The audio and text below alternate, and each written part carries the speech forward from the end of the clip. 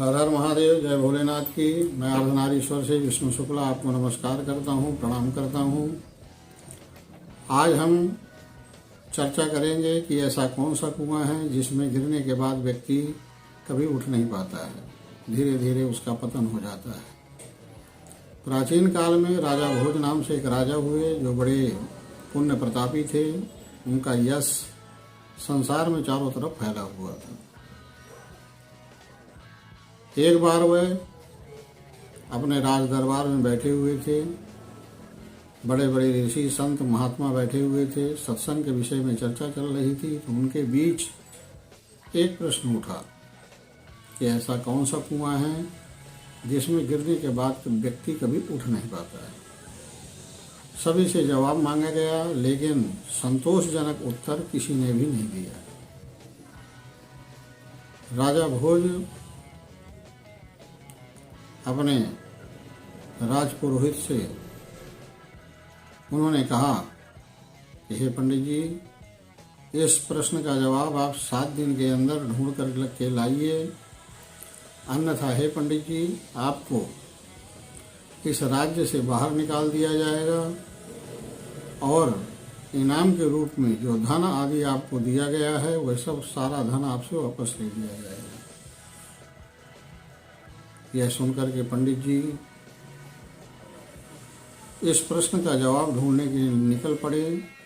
समय बीतता गया, 6 दिन बीत गए, लेकिन पंडित जी को उस प्रश्न का जवाब नहीं मिला।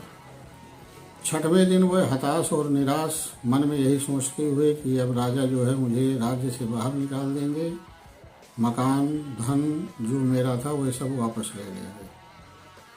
इसी चिंता के साथ वह राज्य के जंगलों की तरफ धीरे धीरे भ्रमण कर रहे थे। वहीं पास में एक गड़रिया अपने भेड़ों को चरा रहा था। गड़रिये ने देखा कि राजपुरोहित राज पंडित जी चले आ रहे हैं। गड़रिये ने प्रणाम किया। पंडित जी प्रणाम, क्या बात है, आज आपका चेहरा बड़ा सुस्त और कुम्हलाया हुआ लग रहा है, कोई चिंता की बात है, मुझे बताइए। पंडित जी ने मन में सोचा कि 2 कौड़ी का ये गड़रिया मेरा क्या मार्गदर्शन करेगा, मेरे प्रश्नों का क्या जवाब देगा। ऐसा सोच करके पंडित जी ने कुछ नहीं बताया। गड़रिये ने कहा कि हे पंडित जी, हम भी सत्संगी हैं, भगवान का भजन करते हैं, कोई परेशानी है तो मुझे बताएं। पंडित जी ने सारा हाल उस गड़रिये को बता दिया। गड़रिया सारा हाल जान करके मंद मंद मुस्कुराने लगा और पंडित जी से कहा कि हे पंडित जी, आप चिंता क्यों करते हैं, मेरे पास पारस पत्थर है, उस पारस पत्थर को लोहा में छुलाते ही लोहा सोना हो जाता है।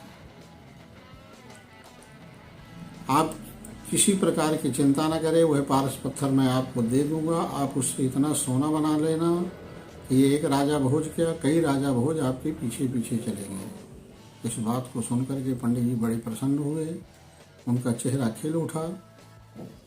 उन्होंने कहा कि हे गड़रिया, वह पारस पत्थर मुझे दे दो। गड़रिये ने कहा पंडित जी, वह पारस पत्थर मैं आपको तभी दूंगा जब आप मेरे चेले बनेंगे। पंडित जी ने मन में सोचा कि देखो गड़रिया कितना दुष्ट है, एक ब्राह्मण को चेला बनाने की बात कर रहा है, लेकिन अपना स्वार्थ देखते हुए पंडित जी ने उसका चेला बनना स्वीकार कर लिया। गड़रिये ने कहा पहले भेड़ का दूध पियो और फिर मेरा चेले बनो, तभी मैं आपको पारस पत्थर दूंगा। पंडित जी ने कहा कि हे गड़रिया, तू तो बड़ा हठधर्मी है, एक ब्राह्मण को दूध पीने के लिए कह रहा है, मेरा ब्राह्मणत्व तो नष्ट हो जाएगा। गड़रिये ने कहा कि पंडित जी, आपको दूध पीना पड़ेगा और मेरा चेला बनना पड़ेगा, तभी मैं आपको यह पारस पत्थर दूंगा। कठिन समय जान करके पंडित जी ने उस दूध को पीना स्वीकार कर लिया। गड़रिये ने फिर कहा कि हे पंडित जी, पहले उस दूध को मैं पीऊँगा, जूठा करूँगा, उसके बाद आप उस दूध को पियोगे, फिर मेरे चेले बनोगे, तभी मैं आपको पारस पत्थर दूंगा।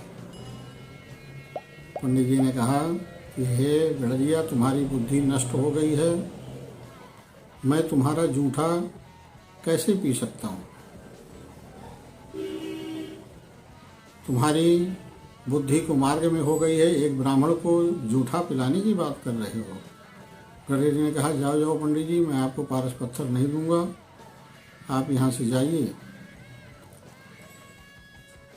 अपनी स्वार्थ बुद्धि के कारण स्वार्थ बनता देख करके पंडित जी ने जूठा दूध पीना भी स्वीकार कर लिया। उन्होंने कहा ठीक है, मैं तुम्हारा जूठा दूध पीऊँगा। गड़रिये ने फिर कहा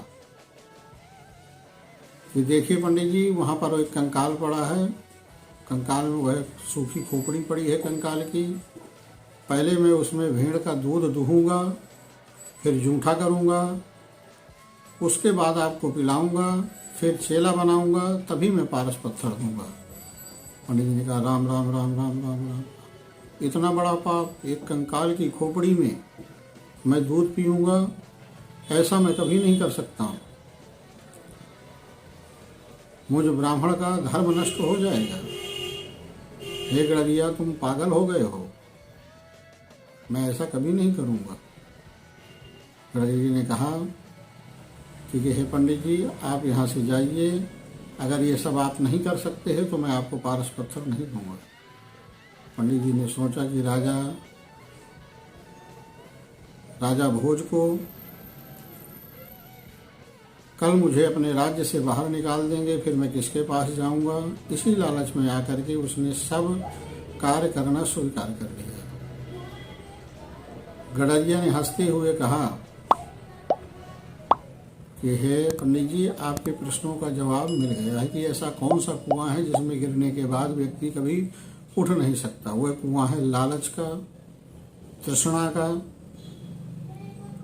अगर एक बार व्यक्ति उसमें गिर गया तो लालच इतना बढ़ता जाता है, न तो अपने माता पिता को मानता है, न इष्ट मित्रों को मानता है, न भाई बहनों को मानता है।